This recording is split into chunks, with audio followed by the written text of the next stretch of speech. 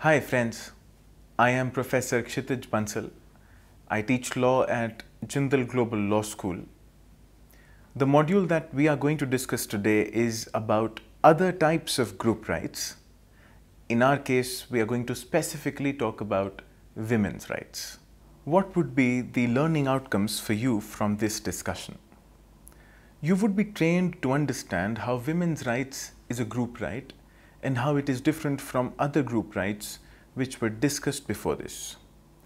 They're also able to understand through this discussion that the international initiatives in this field, along with the Constitution of India, also recognize women's rights as a group right. Hitherto, we were discussing about group rights where individual could not have any specific right, independent of that of the other individuals in the group. For example, in the case of right to self-determination, it is the right of a group of people to determine their political, social, and other setup. In the case of right to development, also it is the right of a nation to become developed. No particular individual can claim this as a right. As against this, when it is an individual right, it is given to an individual in his capacity as a human being. He alone can enjoy all the rights. For example, freedom of speech and expression, right to life, right to education, right to property, etc. These are individual specific rights. There are certain other rights which, though are individualistic in nature, but are given to a human being by virtue of him being a member of a particular group, especially a vulnerable group. This includes women's rights, children's rights, rights of differently abled people, tribes, scheduled caste, minority rights, aged persons' rights, and aboriginal rights. This discussion deals with women's rights. Women's rights can be termed as group rights because these are rights given only to a group called women. As it is a sex-related classification, these rights can be related only with the disability a woman may suffer because she is a woman. Discrimination is one major problem the women face in all walks of life. So right against discrimination can be termed as the most fundamental for all women. Sexual abuse, sexual exploitation, domestic violence, etc. are also part of these rights. International law stands where in these? Let us begin with CEDAW. The Convention on Elimination of All Forms of Discrimination, CEDAW, that is the most important international convention that deals with the women's rights. This document demands the state parties to take all steps to eliminate discrimination against women in the field of education, employment, political, personal, and social life. Discrimination is defined as discrimination against women, shall mean any distinction, exclusion, or restriction made on the basis of sex which has the effect or purpose of impairing or nullifying the recognition, enjoyment, or exercise by women, irrespective of their marital status, on a basis of equality of women and men, of human rights and fundamental freedoms in political, economic, social, cultural, civil, or any other field. Article 2 of CEDAW says elimination of discrimination in the field of education. CEDAW stipulates the state parties to take the following measures to eliminate discrimination in the field of education. Same conditions for career and vocational guidance, for access to studies and for the achievement of diplomas in educational establishments of all categories in rural as well as in urban areas.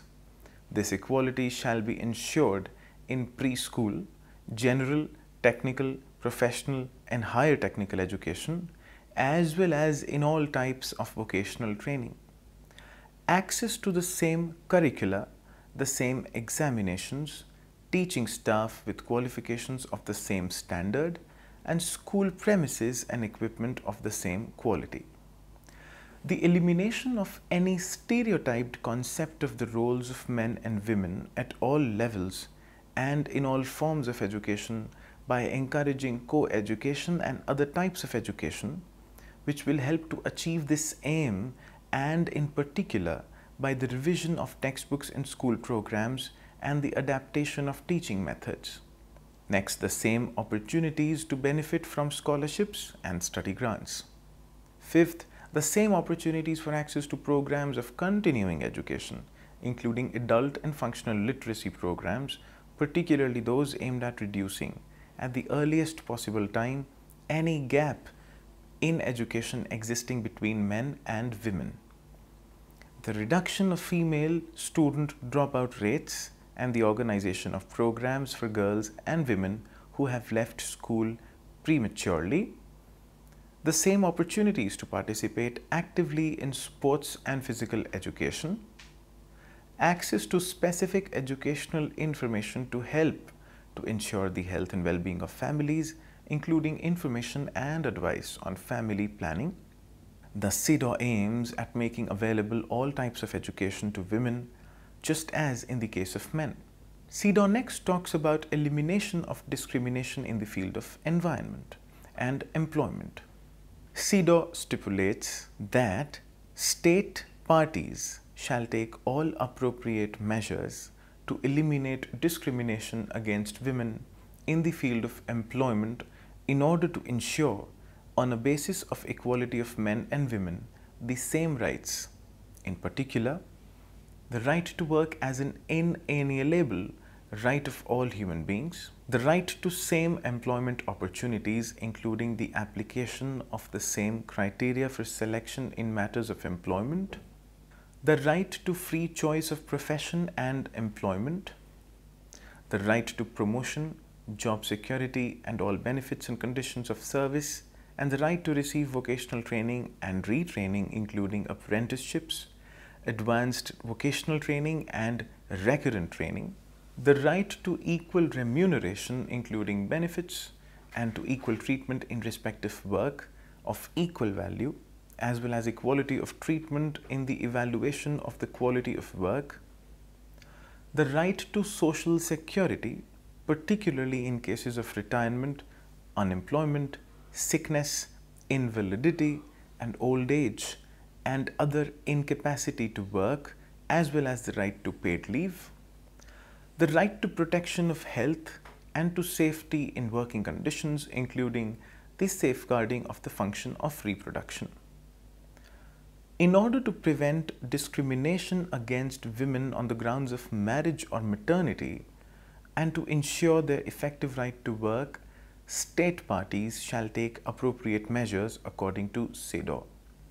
These measures would be to prohibit, subject to the imposition of sanctions, dismissal on the grounds of pregnancy or of maternity leave, and discrimination in dismissals on the basis of marital status. To introduce maternity leave with pay or with comparable social benefits without loss of former employment, seniority or social allowances. To encourage the provision of necessary supporting social services to enable parents to combine family obligations with work responsibilities and participation in public life, in particular through promoting the establishment and development of a network of child care facilities, to provide special protection to women during pregnancy in types of work proved to be harmful to them, protective legislation relating to matters covered in this article shall be reviewed periodically in the light of scientific and technological knowledge and shall be revised, repealed or extended as necessary is another feature in CEDAW's provision regarding discrimination in employment. Elimination of discrimination in other fields is our next topic. CEDAW also aims at elimination of discrimination against women in economic and social life, where state parties have to take measures to ensure equality of men and women, the right to family benefits, the right to bank loans, mortgages, and other forms of financial credit, and the right to participate in recreational activities, sports, and all aspects of cultural life.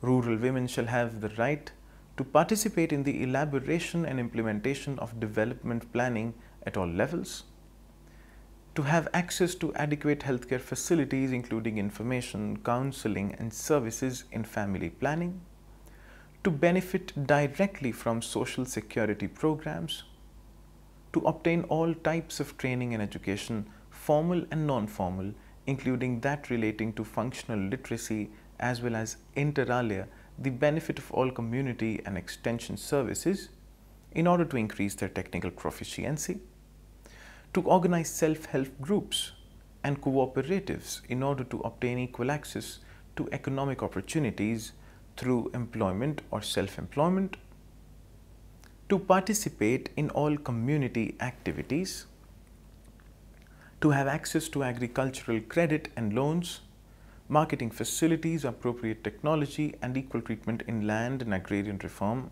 as well as in land settlement schemes, to enjoy adequate living conditions, particularly in relation to housing, sanitation, electricity and water supply, transport and communications. Apart from these, the state parties are to accord women in civil matters a legal capacity identical to that of men and the same opportunities to exercise that capacity.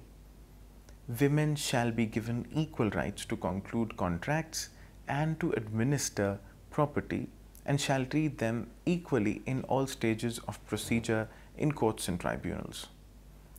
Contracts and other private instruments of any kind with a legal effect which is directed at restricting the legal capacity of women shall be deemed null and void.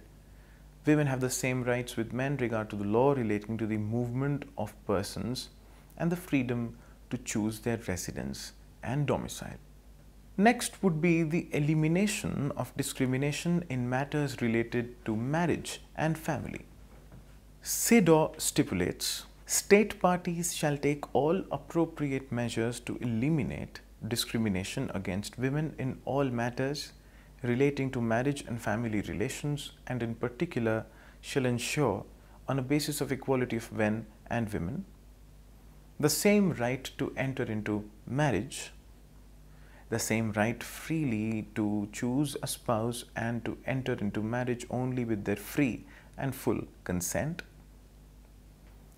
the same rights and responsibilities during marriage and at its dissolution, the same rights and responsibilities as parents irrespective of their marital status in matters relating to their children. In all cases, the interests of the children shall be paramount. The same rights to decide freely and responsibly on the number and spacing of their children and to have access to the information, education and means to enable them to exercise these rights.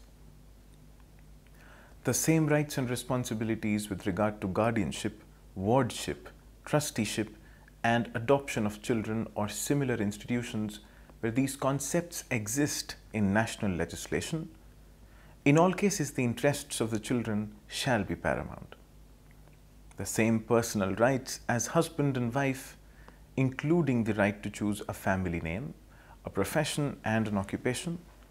The same rights for both spouses in respect of the ownership, acquisition, management, administration, enjoyment and disposition of property, whether free of charge or for a valuable consideration. Betrothal and the marriage of a child shall have no legal effect, and all necessary action, including legislation, shall be taken to specify a minimum age for marriage and to make the registration of marriages in an official registry compulsory. Let us talk about some other measures mentioned in CEDAW. The state parties also have to take the following measures to eliminate discrimination against women. First, to embody the principle of the equality of men and women in their national constitutions or other appropriate legislation, if not yet incorporated therein, and to ensure through law and other appropriate means the practical realization of this principle. Second, to adopt appropriate legislative and other measures, including sanctions where appropriate, prohibiting all discrimination against women. Thirdly, legal protection of the rights of women on an equal basis with men, and to ensure thorough, competent national tribunals and other public institutions the effective protection of women against any act of discrimination. Fourthly, to refrain from engaging in any act of discrimination or practice of discrimination against women and to ensure that public authorities and institutions shall act in conformity with this obligation. Fifth is to take all appropriate measures to eliminate discrimination against women by any person, organization or enterprise. Next, to take all appropriate measures, including legislation, to modify or abolish existing laws, regulations, customs and practices which constitute discrimination against women. To repeal all national penal provisions which constitute discrimination against women is another. Convention on the Political Rights of Women is the next convention we can talk about after discussing CEDAW. This is a small convention which guarantees the following three rights to women. Women shall be entitled to vote in all elections on equal terms with men without any discrimination. Secondly, women shall be eligible for election to all publicly elected bodies established by national law on equal terms with men without any discrimination. Third, women shall be entitled to hold public office and to exercise all public functions established by national law on equal terms with men without any discrimination. Declaration on the Elimination of Violence Against Women is the third international legal instrument we are going to talk about. This declaration defines violence against women as physical, sexual and psychological violence occurring in the family, including battering, sexual abuse of female children in the household, dowry-related violence, marital rape, female genital mutilation and other traditional practices harmful to women, non-spousal violence and violence related to occupation. Physical, sexual and psychological violence occurring within the general community, including rape, sexual abuse, sexual harassment and intimidation at work, in educational institutions and elsewhere, trafficking in women and forced prostitution. Physical, sexual and psychological violence perpetrated or condoned by the state wherever it occurs. This declaration, through these prohibitions, thus requires the state parties to take all steps to eliminate discrimination against women. States should condemn violence against women and should not invoke any custom, tradition or religious consideration to avoid their obligations with respect to its elimination. States should pursue by all appropriate means and without delay a policy of eliminating violence against women. Let us now discuss the instrument number 4 for our today's discussion, Declaration on the Protection of Women and Children in Emergency and Armed Conflict. This declaration is aimed at protecting the women from the hardship of wars. The following are the main provisions of this declaration. Attacks and bombings on the civilian population, inflicting incalculable suffering, especially on women and children, who are the most vulnerable members of the population, shall be prohibited and such acts shall be condemned. The use of chemical and bacteriological weapons in the course of military operations constitutes one of the most flagrant violations of the Geneva Convention and Geneva Protocol of 1925, the Geneva Conventions of 1949 and the principles of international humanitarian law, and inflicts heavy losses on civilian population, including defenseless women and children, and shall be severely condemned. All states shall abide fully by their obligations under the Geneva Protocol of 1925 and Geneva Conventions of 1949, as well as other instruments of international law relative to respect for human rights in armed conflicts, which offer important guarantees for the protection of women and children. All efforts shall be made by states involved in armed conflicts, military operations in foreign territories or military operations in territories still under colonial domination to spare women and children from the ravages of war. All the necessary steps shall be taken to ensure the prohibition of measures such as persecution, torture, punitive measures, degrading treatment and violence, particularly against that part of the civilian population that consists of women and children.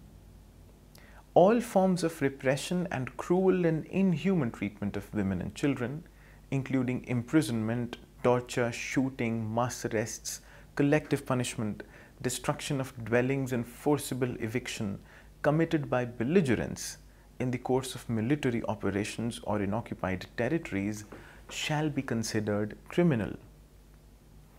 Women and children belonging to the civilian population and finding themselves in circumstances of emergency and armed conflict in the struggle for peace, self-determination, national liberation and independence, or who live in occupied territories shall not be deprived of shelter, food, medical aid or other alienable rights in accordance with the provisions of the UDHR, Universal Declaration of Human Rights, the ICCPR, the International Covenant on Civil and Political Rights, the International Covenant on Economic, Social and Cultural Rights, the Declaration of the Rights of Child or any other instruments of international law. To sum it up in the conclusion, this module which I have discussed today summarizes various protection regimes provided for under different international instruments for the recognition and enforcement of women's rights. This has been done by taking you through Article 2 of the Convention for Elimination of All Forms of Discrimination Against Women, that is CEDAW, which concerns with the elimination of discrimination in the field of employment, the elimination of discrimination in other fields regarding elimination of discrimination in matters relating to marriage and family. Also, among other instruments discussed here, the Convention on the Political Rights of Women, the Declaration on the Elimination of Violence Against Women are important legal instruments of international law which talk about the recognition and enforcement of women's rights. I hope your understanding and knowledge about women's rights and their enforcement mechanisms has got improved and advanced after today's briefing. Thank you for listening.